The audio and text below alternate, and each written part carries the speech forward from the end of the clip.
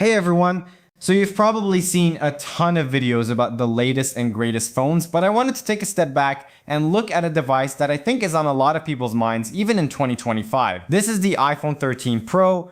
I've been using this phone for a while now and I get asked a lot, is it still worth it? Maybe you're using one right now and you're wondering, do I really need to upgrade? Or maybe you're looking for a great phone without that, brand new price tag. So today I just wanted to share my honest thoughts, my personal experience using this in 2025. We'll talk about the design and that ProMotion display, how the performance feels now, and of course the battery life. We'll also look at the cameras and maybe most importantly, we'll get into the software and what the whole Apple Intelligence situation means for this phone. Basically, by the end of this, I hope you have a much clearer picture of how this phone really holds up. Alright, let's get into it.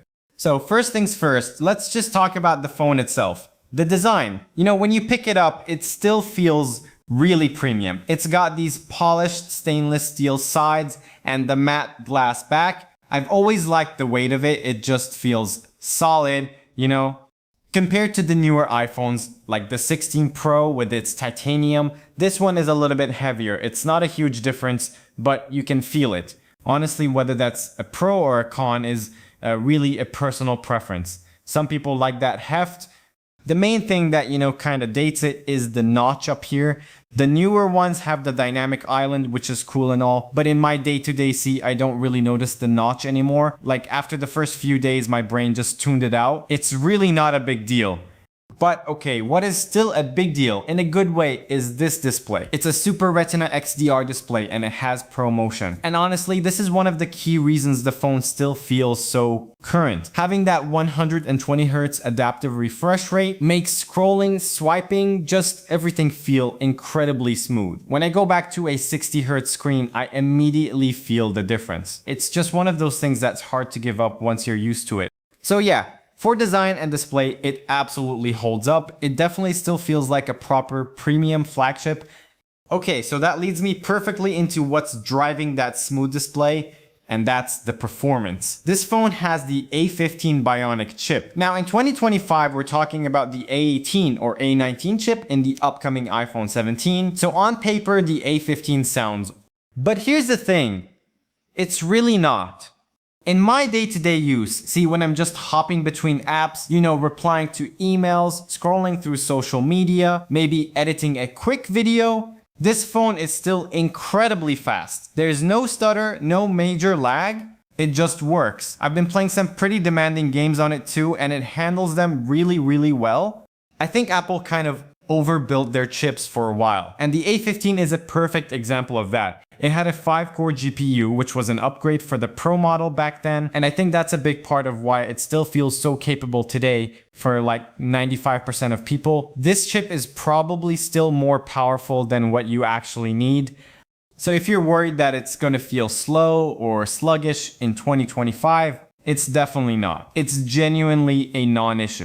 But all that performance and that bright, fast display, it doesn't mean much if the phone is dead by lunchtime, right? So let's talk about the battery. And this is where it gets a little more complicated. A brand new iPhone 13 Pro had great battery life, but we're in 2025. My phone, like many others from that time, has seen its battery health go down. As you can see here in my settings, my battery health is at about 75%. So what does that mean in the real world? For me, on a normal day, I can get through most of the day. I'll unplug it in the morning, and by late afternoon, I'm usually looking to charge it when it hits around, like 20%. It's fine, but I definitely don't have that same confidence I used to have. If I know I'm gonna have a long day out with lots of photos or using GPS, I'm definitely bringing a power bank. If you're buying one of these used in 2025, this is the biggest thing to check. You might get lucky and find one with a newer battery, but chances are it'll be in that 80–90% range. A battery replacement from Apple isn't terribly expensive, and it could make this phone feel brand new again. So it's just something to factor in. Alright, now for what's probably my favorite part of this phone, the camera system. Honestly, even with all the new phones that have come out, this camera system is just so good. It has the 3 lenses, the wide, the ultra wide, and the 3 back telephoto.